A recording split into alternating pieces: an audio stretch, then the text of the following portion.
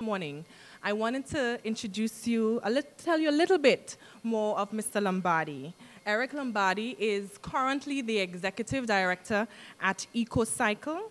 He has a long career in resource conservation, social enterprise development, and non-profit organizational management since 1980. EcoCycle, under his tenure, has become now the largest community-based recycling organization in the United States. Mr. Lombardi is recognized as an authority on developing comprehensive, community-based resource recovery programs and is often a keynote speaker and consultant on the social and technical aspects of creating a zero-waste or darn-near society.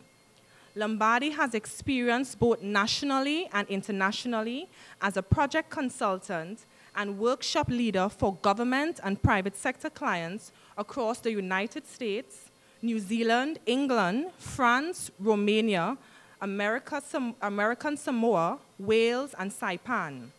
His work in these countries has been diverse, covering specific topics such as the creation of community recycling facilities, the challenges of collecting and marketing hard-to-recycle materials, such as scrap iron, the rewards for the social enterprise NGO approach, the politics of growing community recycling programs, and the strategies for long-term recycling business survival. Lombardi has also significant facility and program design experience, including the creation of the first curbside recycling program and building the first materials recovery facility in North Carolina. As a recognized recycling expert, Mr. Lombardi was invited to the Clinton White House in 1998 as one of the top recyclers to advise on national recycling issues. Ladies and gentlemen, join me as we welcome Mr. Lombardi. I want to thank everyone that has made my entry into Tobago so wonderful. It is a wonderful place, island you live, and you are warm people, but I already knew that because when Essie came to my town in Boulder, Colorado, she was so warm and she performed so brilliantly, and in fact, it's because of Essie that I'm here. Out of 63 projects, hers was one of only 3 chosen by the big people with the money to keep going. So she did a really good job for you.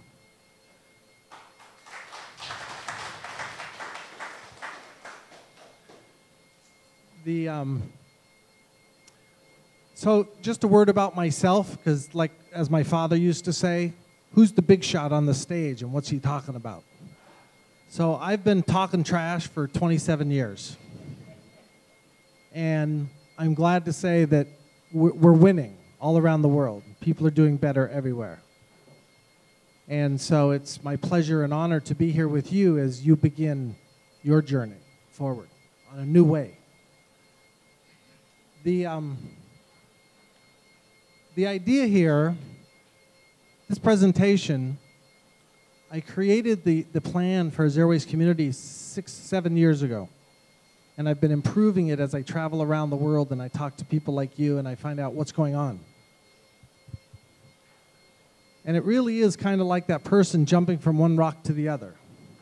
It's a little bit scary, but you know you can do it. The gap is only 3 feet, okay? So hopefully at the end of the presentation today, you will see that the gap is only 3 feet, and you'll be brave to make the jump across. My organization has been recycling in Colorado for 36 years. It was about 15 years ago when myself and a few others realized that recycling was only one piece of the bigger picture. So we created this thing called zero waste, and I was the first national spokesman in the United States.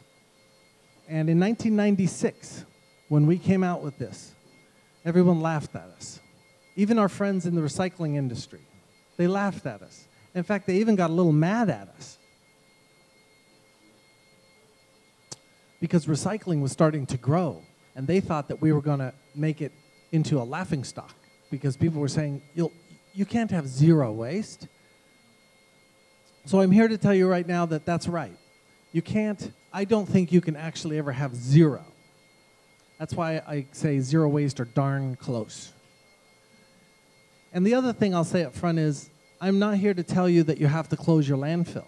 Actually, your landfill has a long-term role in the zero waste Tobago, okay? So what we're really talking about is not using the landfill so much. So if we take all the stuff out, or 90%, where's it going to go? That's what we're really talking about. So EcoCycle is a nonprofit social enterprise. What that means is we're a nonprofit, we're a civil society organization, but we do business. We do big business, $6 million a year. We are totally self-sufficient for 22 years now. And our books are open to the government, and all the profits we make, and I try to make 10% profit on everything, goes back into the mission.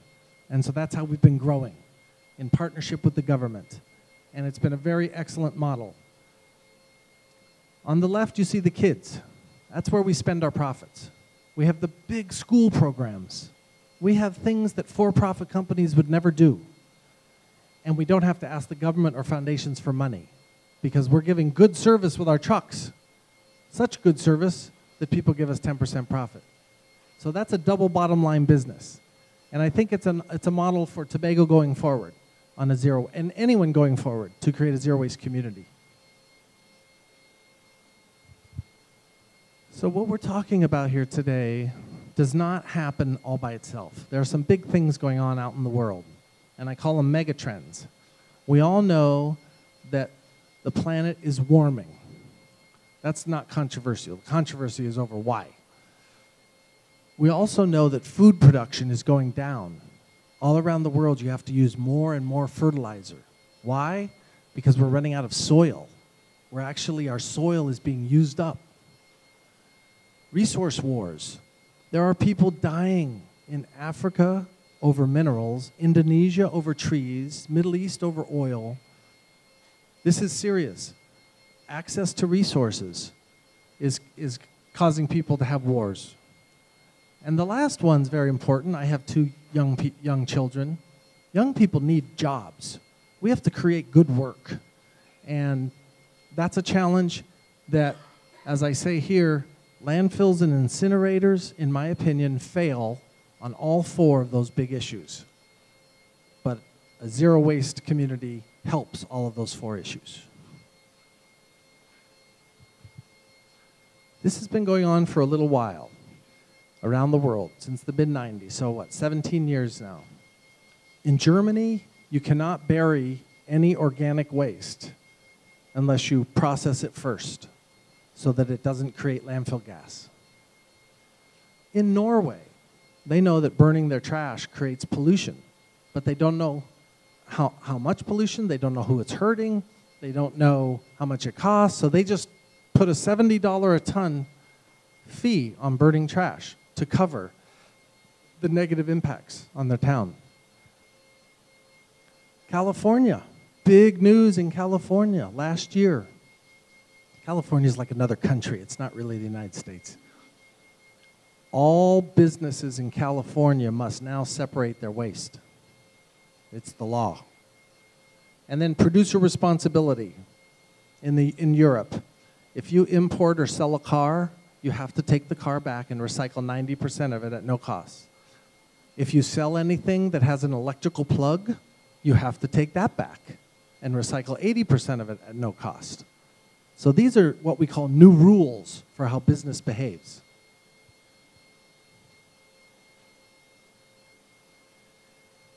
I want to mention one thing. I didn't know about this report for Trinidad and Tobago resource management policy. There's a draft report that has come out in February. It's not final, right? Yeah. And I just want to let you know, this is an excellent document, and I was very happy to read it 2 days ago and see that many of the things that I say in my speech is actually in here. So it was very nice to see that I am talking to your situation. The consultant says so. That's a good report. How's the sound? Can you hear me okay? All right. Okay, so we finally arrived home in the year 2008 when Newsweek magazine ran a special Earth Day issue. What are the 10 best things to help the Earth? And zero waste was number one. And that's a picture of me sitting on top of a bunch of plastic bags. And they're going to be made into plastic lumber. So that was really important for myself and a lot of other people working, because finally they stopped laughing and they said, aha, this is important. But this was even more important, because in 2010, in the history of waste management, a sea change moment. NSWMA is the private trash haulers. Those are the guys that own all the landfills and incinerators. They came out and supported zero waste. We're going to put them out of business. How does that work? And ever since they did that, we've been having that discussion. Because, in fact, if you read the bottom line, but do we share the same vision? No, we don't share the same vision.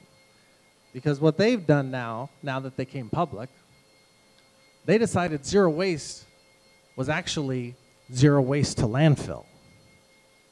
That way they could build their incinerators and burn the trash, because that's what they really want to do. And so I had to write a commentary, and I'm now fighting them, saying no, zero landfill is not zero waste, because in zero waste we don't burn the trash. We actually landfill 10%, the last 10%. So we're having a big fight right now over the definition of zero waste.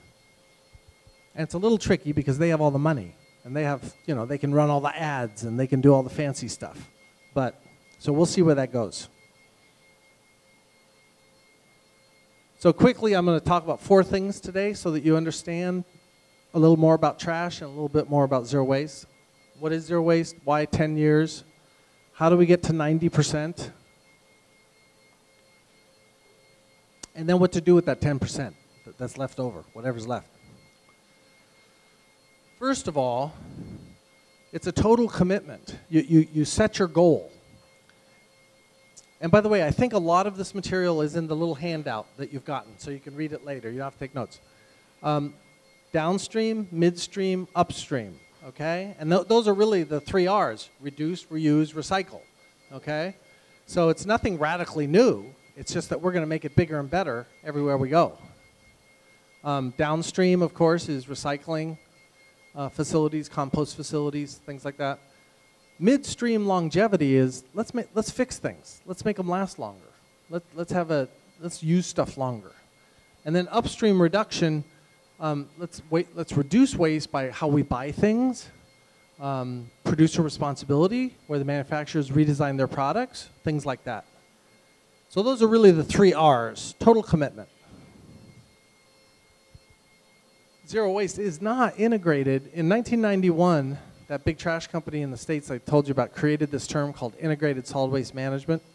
And what they meant was we're gonna recycle a little, we're gonna bury a little, we're gonna burn a little. That's what they meant by integrated. Now, I'm pleased to say that your consultant called their report integrated, but it's not the kind of integration that I'm against.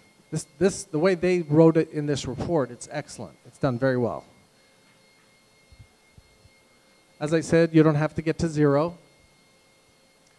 And the third one is new technologies around landfills and incinerators. I'm always open to new technologies, but the current technologies just don't work. They don't cut it, except for anaerobic digestion, which is I won't get into that right now.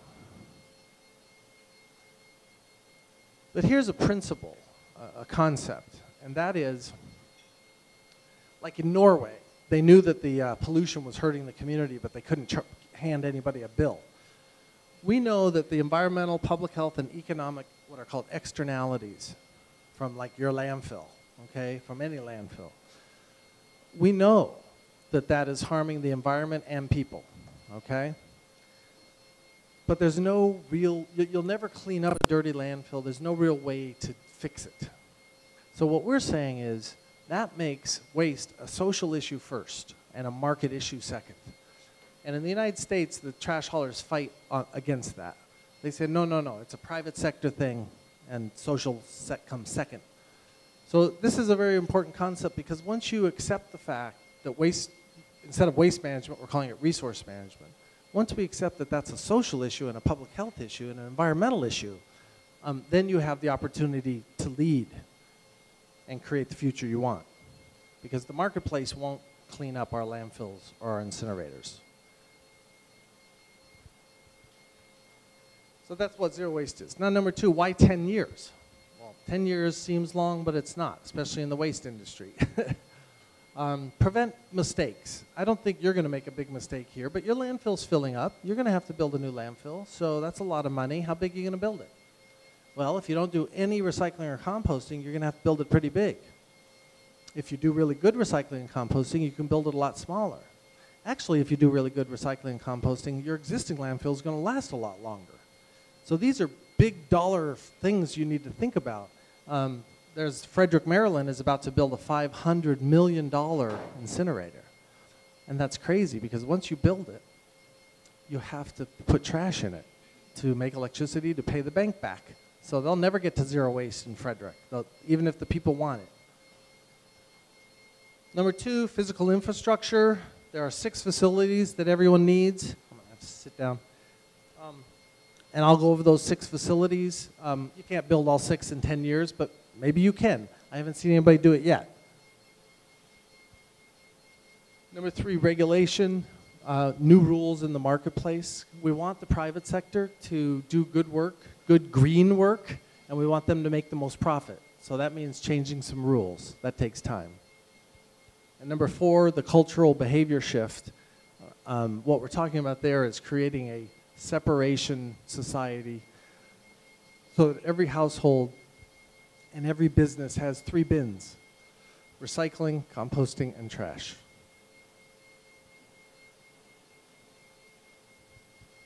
Number 3, how do we get there? That's mostly what your handout is about, is how we get there. There's 6 facilities. I'll walk through them for you. The first one is a traditional recycling facility, and this will be one of the first ones that you'll build here. You won't build it as, that's my facility, very expensive, very big, but we serve 300,000 people, so you don't need anything that big. So a traditional recycling, and your waste composition study showed that you have a lot of plastic water bottles, you have a lot of cardboard, you have a lot of plastic film, you have a lot of textiles. So it's interesting what you have going into your landfill. So when this gets designed, we'll think about which of those are we going to get first. The next thing you're going to want to do is build a composting facility. And Felix and your crew, there's a picture of windrows. I met yesterday at the landfill, and we were talking about windrows. On the right-hand side, those are windrows. And on the left is a very expensive composting program inside a big building. But that's up in Canada, where it's snowy and cold, so they had to build a building. Much more expensive. But basically, they're doing windrows inside that building. The third thing is the construction, demolition, and deconstruction. This is an interesting place for a new business, because when you take apart a building, there's usually some good stuff left, some good lumber, and lumber's probably expensive here, I would imagine. So there's some good building materials to get. We call it the velvet crowbar. And so you take out the good stuff before you bring in the bulldozer to knock it down. The fourth facility takes non-traditional recycling, like old shoes, computers, what else? Styrofoam. You know, your computer comes in. There's a whole list of things. EcoCycle built the first one in the United States, and you can see we actually recycle yoga mats. And it's interesting, the yoga mats, because we have a local business that cleans them, cuts them, and uses them as padding in iPad cases. So they have a business. It's a great idea. Reuse and repair. Again, used building materials. There's a good market for used building materials. Thrift stores, repair shops. You know, a lot of our kids are very good mechanically. They're not all going to go to college, and they shouldn't. So some of these kids can get jobs repairing things. We can bring back the repair industry. And finally, with that last 10%, what are we going to do? We're not going to go direct to landfill anymore. We're going to go to a transfer station.